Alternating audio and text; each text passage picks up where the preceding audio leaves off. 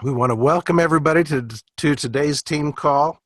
We've many of us have met this week earlier in Mexico at the Hard Rock Resort at Riviera Maya, and we just kind of nurtured ourselves, nurtured our relationships, and came together in a great way. If you couldn't be there, gosh, I'm sorry.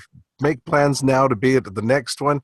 We've got our regionals coming up. Be sure you go in and register for the regionals. These are going to be awesome and all across the country. We're going to have great training, great experiences, great people to be with. So we invite you to do that and start to nurture yourself, nurture your business, feed yourselves. We talked in the video a few minutes ago by Woody Woodward, the Money Matrix, on feeding your good wolf. What you feed grows, what you starve dies. So feed the good wolf within yourself. Don't feed the bad wolf. And that all comes back down to nurture. And speaking of nurturing, we have with us this morning one of the great leaders in Renatus and Team Elevate, Christion Sadler. What a fun guy to be around. What an interesting person. He lives his life his way, and I appreciate that. He is nurturing of so many of us here in Team Elevate in the Salt Lake area, and we're so glad he's with us today. Christion, how are you, sir? I'm great, Ron. How are you? Fantastic. Can't wait to hear what you've got for us. Good. Hey, I want to ask a favor of you. I'm running from my phone today, so if you could just keep the controls on your side. Okay. And if you're in a position to do so, if you could kindly mute the unmuters and delete the videos of the video people so that we have as least distractions as possible as I run through the information. Are you available to do that? You got it. All right. I appreciate you, sir. All right, folks.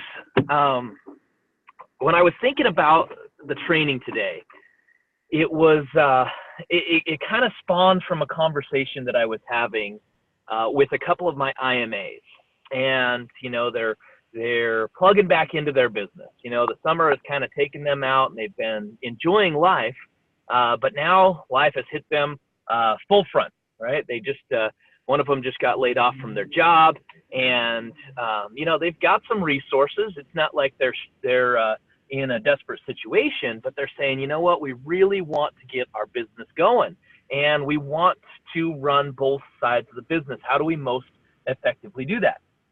And through the conversation, as we were talking about the beginning activities, I talked to them about their business as if their business was a baby. And this is what I want to talk to you guys about today. I want you to imagine that your business is your baby.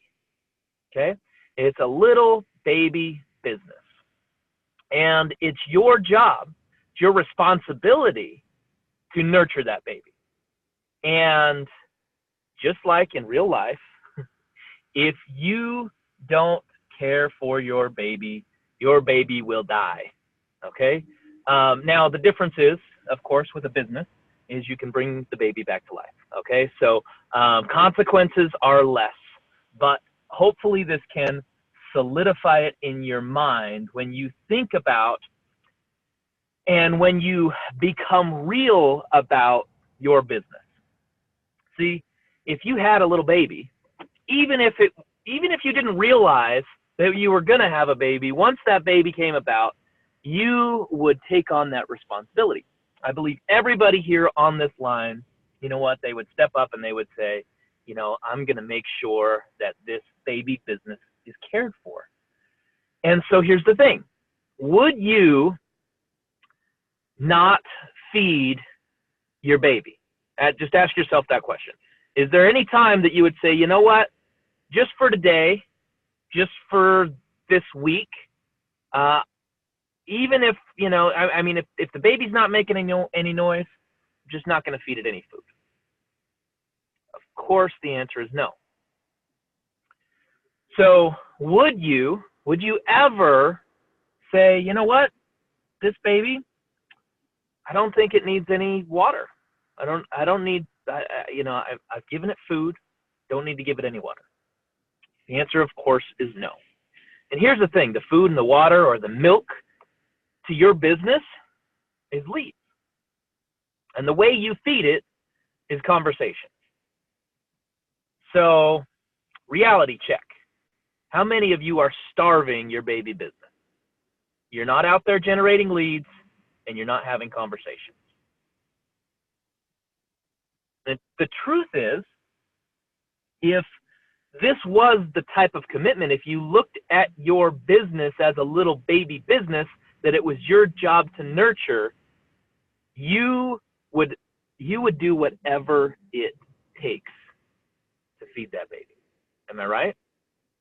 Whatever it takes. You wouldn't let the excuse of, well, nobody brought me food today.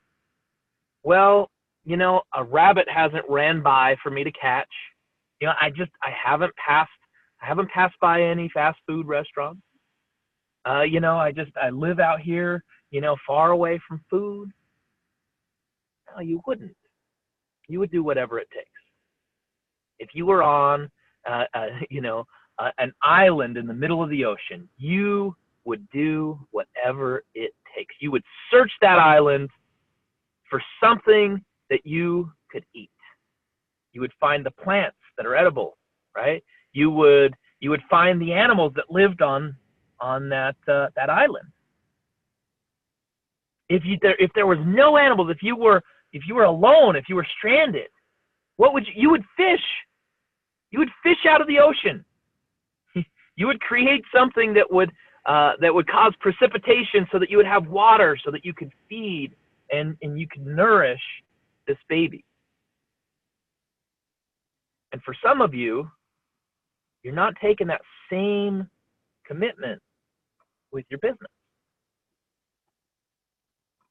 You see, if you're not having conversations about your business, you don't have a business. If you're not actively talking to people and intriguing them and inviting them to come and see more about your business, you don't have a business. Your business is non-existent. You have an imaginary baby. Yeah, your baby's still in the womb. You're just in a position where you don't have it. Your baby business is not there. The way that you birth your business is you start having conversations. And so I want you to get real about where you're at right now. I was really proud of one of my guys out of California. He's an IMA of mine.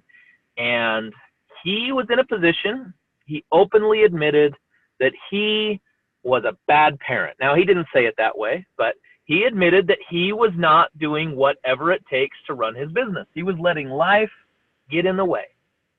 He was letting other priorities take priority. And he just said, enough is enough. I'm willing to do whatever it takes. And at that point, he no longer had to ask me what to do. And there's going to be a time where you guys realize that, you know what? You don't have to ask what to do anymore. Almost every single person on this line has been through more than enough training to build and run their business, to care for and nurture their baby business. And yet, we're putting off the responsibility. Right? You're not feeding your baby business with leads, with conversations.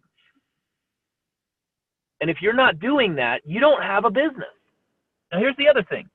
Would you ever, if you had a baby business, if it pooped its diaper, would you ever just let it go for a while? Would you ever just say, well, I could just push it over here where I don't smell it as much and not worry about it? The answer, of course, is no. As soon as you realize the diaper needs to be changed, what do? You change the damn diaper. But some of you have this crap in your life. You have this negativity, and you're not changing the diaper. You're allowing yourself to engage in negative conversation. You're allowing people around you that cut down on what you do. And here's the thing. It's going to harm your baby business. It might start with a rash. It might just be uncomfortable. But if you leave it too long, it's going to create some serious health concerns for your business. Your business is not going to grow properly. It's going to start, catching diseases. So here's what I want you to do. You got to change the diaper. And I want to take you back to a moment in my business. Way in the beginning, as I was starting, I was working with Bob in his previous company. And I had made the commitment. I had quit my job. And I quit my job too early, by the way. I didn't do it strategically. So I was struggling. And you know what? I had some people in my life that were feeding all kinds of negativity. And when I would get around them, they would, knock on what I'm doing. And they would ask these cynical questions. And you know what? I had to have some real direct conversations. And two of them were with some women in my life. So at that time, I was in a relationship with a girl.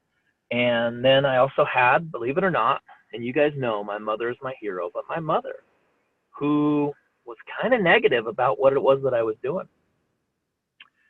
And I remember, because these conversations happened very much, I think they were either on the same day or at least in the same week.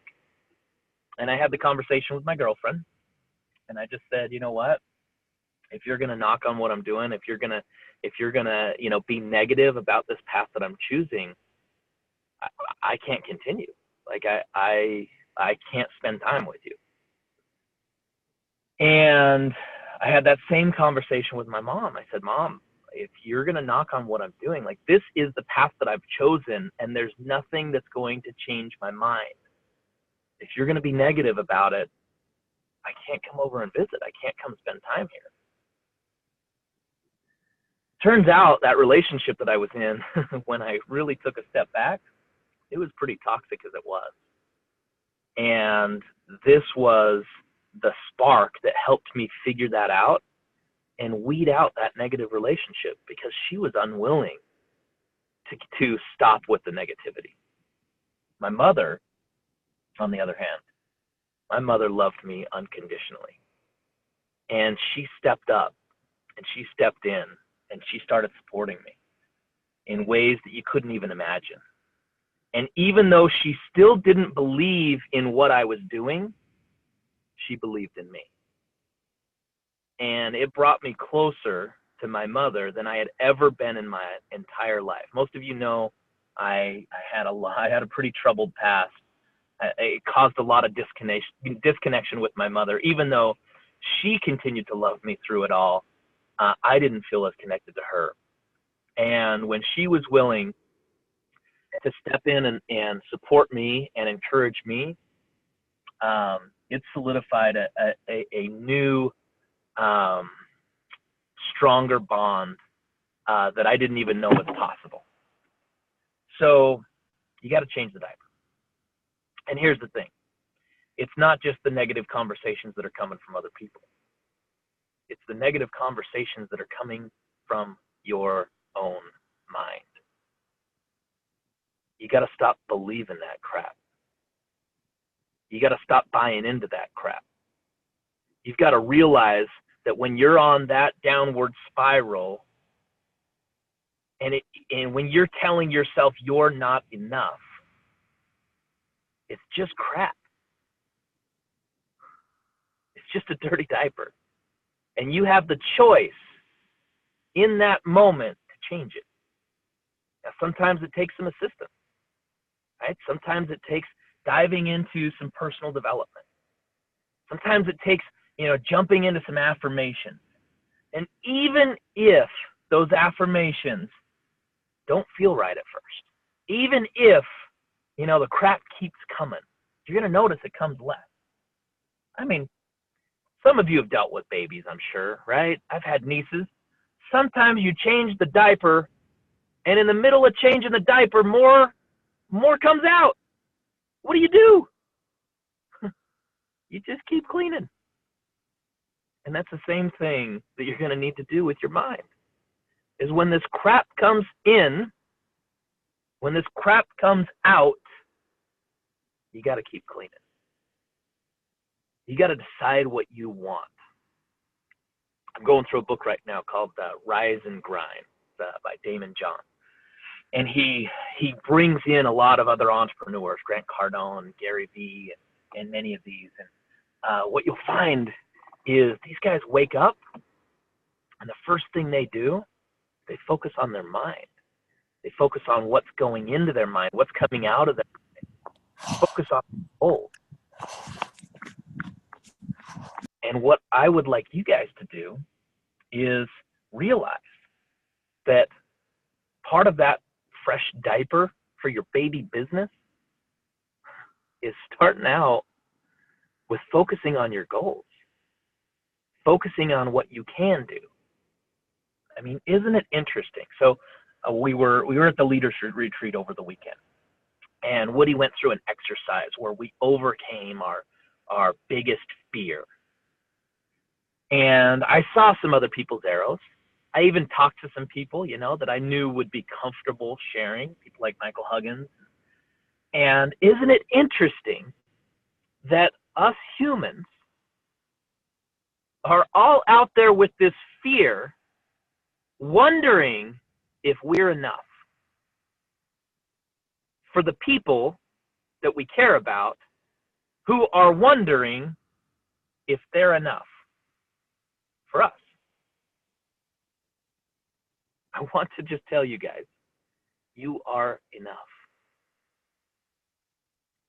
You are enough. And whatever that fear is, that usually ends up in the same place. Am I good enough? Am I tall enough? Am I strong enough? Right? You are. So you don't have to ask that question anymore. You are enough to care for this business. So here's the thing. Starting off with your baby business, you don't have to focus on education, right? You don't have to focus on, creating lessons and, making sure they get to school on time and doing those types of things. What do you have to focus on? You have to focus on keeping that baby fed, keeping that baby strong, and making sure that baby stays clean. As you start out with your baby business, your main goal is to keep your baby fed, keep your baby strong, to keep your baby clean. How do you do that? Well, the first thing is you got to have conversations. Those conversations are the food. It is the milk, right? If you're not talking to people about your business, you don't have a business. If you're not inviting people, and this goes for both sides of the business, by the way, real estate or marketing. If you're not having conversations with people about problems that you can be the person that solves, you don't have a business. If you're not making offers on properties, you don't have a business. If you're not talking to prospects about coming out to an event, you don't have a business. If you're not asking people to take action in their life and to buy their education, you don't have a business. So every single one of you are good enough, you're strong enough, you're capable enough, you're smart enough to raise this baby business. And in the beginning, all you have to do is feed that business. is keep that business clean. Focus on personal development every day. I think it was Zig Ziglar that said, people say motivation doesn't last, but neither does showering. That's why we recommend it daily. Folks, I believe in every single one of you. Being at the Leaders Retreat over this last week and seeing the people that were there and being able to think back to the growth that I've seen in so many of them and being able to see their mindset change. And I'm talking about from the very top to the people who qualified a week before, 2 days before. To be able to see the growth within them, it was awe-inspiring. And I get to see that in you guys each and every time that I go to an event. That's part of what fuels me. That's part of the reason that I'm willing to take big bets on this team. It's why I'm willing to sacrifice time from my business to make sure that we have calls like this, that we have events, that we have regionals, is because seeing you succeed is what gives me joy. So think about this baby business that you're growing. What are you going to do today to make sure you nurture it? Appreciate you guys being on here. Thanks.